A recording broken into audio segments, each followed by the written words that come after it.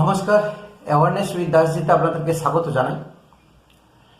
নির্বাচন কমিশন প্রথম দফাতে শিক্ষা নিয়ে দ্বিতীয় দফা আরও কড়াকড়ি শুরু করেছে এবং দ্বিতীয় দফা যে মমতা ব্যানার্জির গড়, অভিষেক ব্যানার্জির গড়, কলকাতা এবং সারাউন্ডিং যে এরিয়া আছে, বিশেষ করে অভিষেক ব্যানার্জি ডায়মন্ড হারবারকে নিয়ে বিশাল একটা গর্ববোধ করেন। 7,00,000 সাড়ে 7 লক্ষ ভোটে উনি লোকসভায় জিতেছেন। আহারে, পৃথিবীতে এরকম গণতান্ত্রিক পদ্ধতিতে ভোট কোনোদিন হয়নি যে এত ভালোবাসা, এত মানুষের সমর্থন, আশীর্বাদ উনি পেয়েছিলেন। পৃথিবীতে এরকম কোনো জ্ঞানী গুণী মহান ব্যক্তি কোনোদিন পায়নি যে ঢালাও ভোট দিয়েছে অভিষেক ব্যানার্জিকে।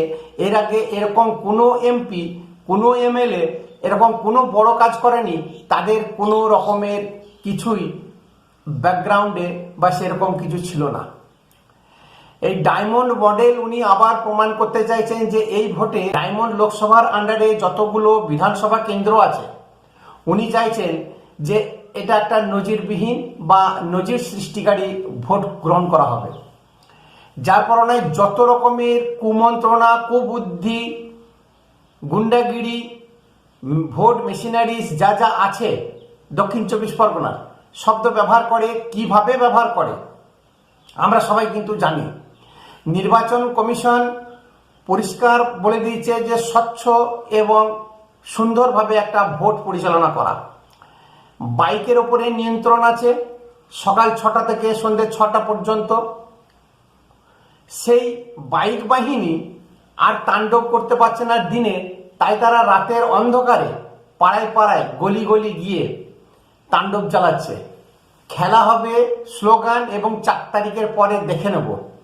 এই যে হুমকি বা মানুষকে চমকানো যে শুরু করেছে তৃণমূল, এবং মগরাহাটে বেশ কিছু জায়গায় বিজেপি যারা সমর্থক তাদের বাড়ি বাড়ি ঢুকে ধমকি দেওয়া, পুলিশ একদম ক্লিবলিঙ্গ হিজড়ার মতন ব্যবহার বরাবরই করে থাকে, এবারও কিন্তু তার অন্যথা হয়নি।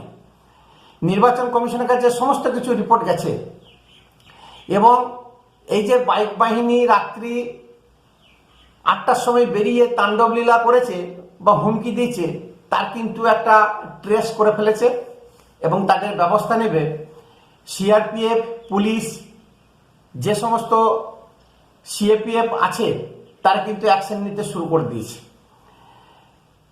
এবং দক্ষিণবঙ্গে বিশেষ করে কলকাতা লাগোয়া কলকাতা শহরে দক্ষিণ 24 পরগনাতে যেভাবে সাজোয়া গাড়ি লাইন দিয়ে দাঁড় করে রেখে দিয়েছে, যেগুলো কাশ্মীরে ব্যবহার হয়, যেগুলো জম্মু কাশ্মীরে ব্যবহার হতো, বোম স্কোয়াড, ম্যান মার্কিং গাড়ি, এই সমস্ত জিনিস আজকে কিন্তু কলকাতায় দাঁড়িয়ে আছে। আমার একটা প্রশ্ন খুবই খারাপ লাগে যে এটা পশ্চিমবঙ্গে নির্বাচন হচ্ছে গণতান্ত্রিকভাবে, না কোনো জঙ্গি বা আতঙ্কবাদীদেরকে দমন করার জন্য এইসব গাড়ি বা এত ফোর্স লাগানো হচ্ছে। তার কারণ হচ্ছে পশ্চিমবঙ্গটা কাশ্মীরের মতো AK-47 নিয়ে ডাইরেক্ট আক্রমণ বা অনুপ্রবেশ যেমন হচ্ছে না, তার ডবল কিন্তু এই পশ্চিমবঙ্গকে ঘাঁটি করে ভারত বিরোধী একটা রাজনীতিকরণ করা, মেরুকরণ করা বা দেশকে বিচ্ছিন্নতাবাদীতে তৈরি করা এই পশ্চিমবঙ্গের মাটিকে কেন্দ্র করে হচ্ছে। এবং সেটা বেশিরভাগই কলকাতার যেগুলো বুদ্ধিজীবী বলে তারা কিন্তু এর সঙ্গে যুক্ত।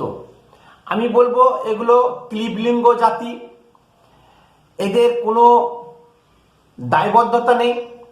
এই যত কলকাতাতে ক্লিবলিঙ্গ বুদ্ধিজীবী নামে পরিচিত, তাদের আকা, তাদের বাবা, তাদের যত রকমের গুরু আছে, তারা হচ্ছে আরাবুল ইসলাম, শওকত আলী, জাহাঙ্গীর খান এবং এরকম মুর্শিদাবাদ, মালদা, দক্ষিণ 24 পরগনার যত মুসলিম নেতৃত্ব আছে, গুন্ডা বাহিনী, এই শুভপ্রসন্ন মজুমদার বলুন বা যেই বলুন বা জয় গোস্বামী, যারা নিজেদেরকে বুদ্ধিজীবী ভাবে, আর বাকি সারা বাংলার মফস্বলে জেলাতে কোনো বুদ্ধিজীবী থাকে না, তাদের বুদ্ধি নেই, তারা দুটো রুটি বা সামান্য একটুকু টাকার জন্য যে এত হারে নেমে গেছে পা চাটতে চাটতে, এদেরকে দুর্বাঘাসে গলায় দড়ি নেওয়া উচিত বা এক অঞ্জলি বা চুল্লু ভর পানি মে ডুব মার জানা উচিত।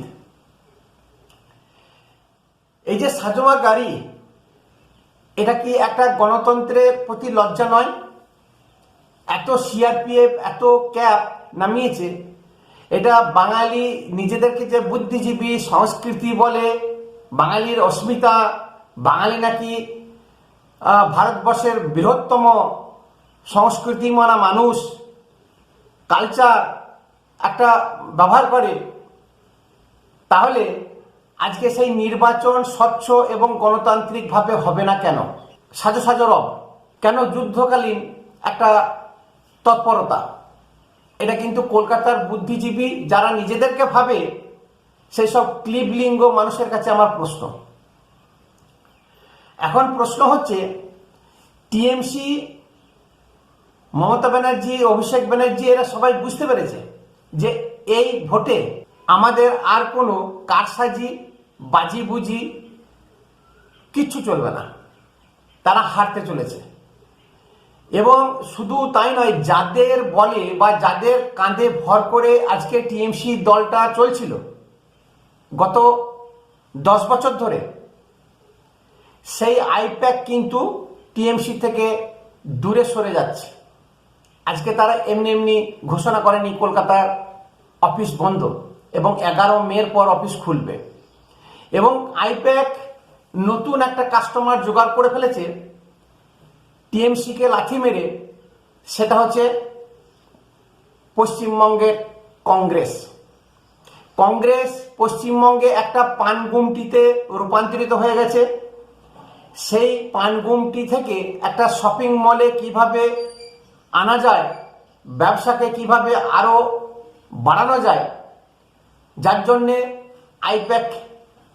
আইপ্যাকের শরণাগত কংগ্রেস বা আইপ্যাকের পশ্চিমবঙ্গে ব্যবসা করার মতন আর সেরকম কোনো দল নেই একমাত্র কংগ্রেস ছাড়া। বিজেপি তো যাবেই না, আর সিপিএম তো কোনোদিনই এরকম একটা কনসালটেন্সি ব্যবসার উপরে নির্ভরশীল নয়। তার কারণ সিপিএম এর মধ্যেই এমনই সব মানুষজন আছে, তারা এইসব বুদ্ধি তাদের দরকার পড়বে না।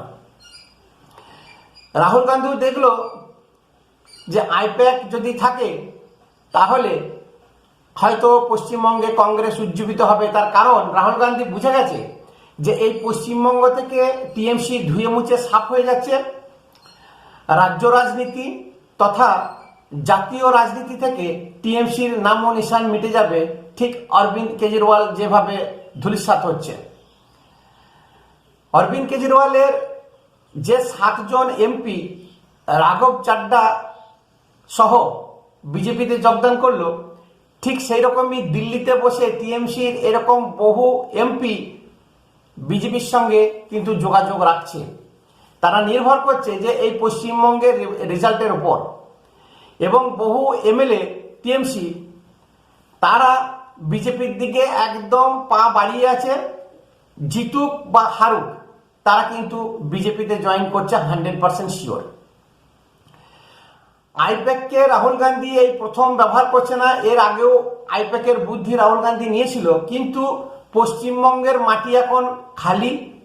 টিএমসি সরে গেলে বিরোধী পক্ষ আর সেরকম কেউ থাকবে না, সিপিএম ধরাশায়ী হয়ে গেছে। আবার কিন্তু সেই মুসলিম ভোট বা মুসলিম ঐক্য এবং একটা সেকুলার দল পশ্চিমবঙ্গে চায়, এবং প্রচুর এরকম হিন্দু, বহু নপুংসক হিন্দু যারা আছে এখনো পর্যন্ত সেকুলার রাজনীতি বা মুসলিম নির্ভরশীল, তারা কিন্তু হয়তো আবার পুনরায় কংগ্রেসে যোগদান করতে পারে এবং সেই কংগ্রেসকে উজ্জীবিত করতে পারে। এই জিনিসটা কিন্তু হয়তো আইপ্যাক রাহুল গান্ধীকে বুঝিয়েছে, এবং সেটা রাহুল গান্ধী বলুন বা আইপ্যাক একে অপরের উপরে নির্ভরশীল এবং যোগাযোগ রাখছে। আইপ্যাকের কাছে প্রচুর ডেটা আছে, প্রচুর তথ্য আছে। পশ্চিমবঙ্গে তৃণমূল কংগ্রেসের যত রকমের দুর্নীতি আছে, তা না হলে মুর্শিদাবাদের সভা থেকে কোনোদিন মমতা ব্যানার্জি নিয়ে একটা মুখ খোলেনি, সে হঠাৎ করে ডাইরেক্ট অ্যাটাকে কেন নামবে?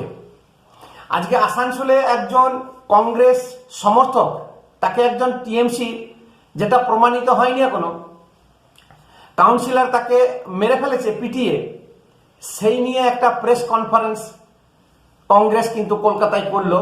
এর আগে এরকম ছিটপুট বহু কংগ্রেস নেতা নেত্রী মরেছে, তাদের নিয়ে কোনোদিন হেলদোল ছিল না। এই যে বারবার প্রেস কনফারেন্স করা এবং টিএমসিকেই আক্রমণ করা, বিজেপিকে ছেড়ে দিয়ে, এটাই বোঝায় যে টিএমসির দুর্দিন শুরু হয়ে গেছে।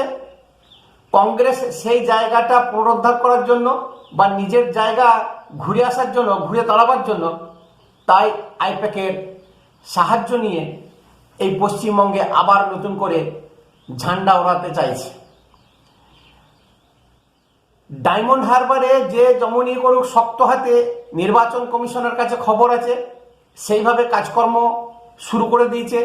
স্বরাষ্ট্রমন্ত্রীর নজরে আছে, তার কারণ 7 লাখ ভোটে ভাইপো জিতেছে। এত এরকম আশীর্বাদ আমার মনে হয় পৃথিবীর কোনো এমপি পায়নি। ভাইপোর বয়স কতখানি আর কি উন্নয়নমূলক কাজ করেছে সেটা আমরা কিন্তু সবাই জানি, পশ্চিমবঙ্গবাসী সবাই জানে। টিএমসি যে ধোঁকাবাজ দল সেটা পশ্চিমবঙ্গ মানুষ সবাই জানে।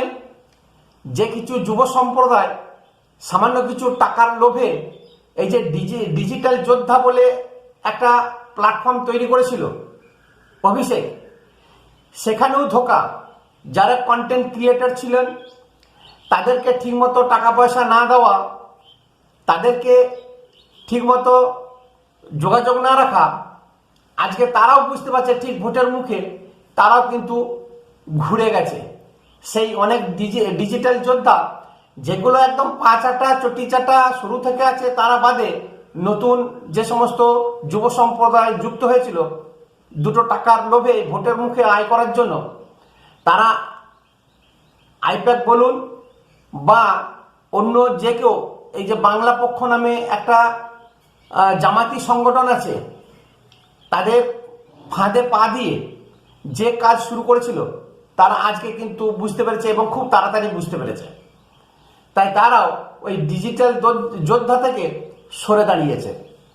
তাহলে মানুষ প্রত্যেকটি প্ল্যাটফর্ম থেকে টিএমসিকে ঘৃণা করছে, ছুঁড়ে ফেলতে চাইছে এবং টিএমসি এখনো পর্যন্ত পদে পদে মানুষকে ধোঁকা যে দিতে অভ্যস্ত।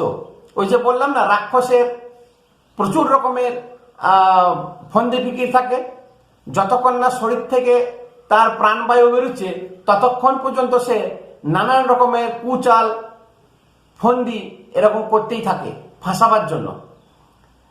নমস্কার, ভিডিও অবশ্যই একটা সাবস্ক্রাইব করবেন, কমেন্ট করবেন।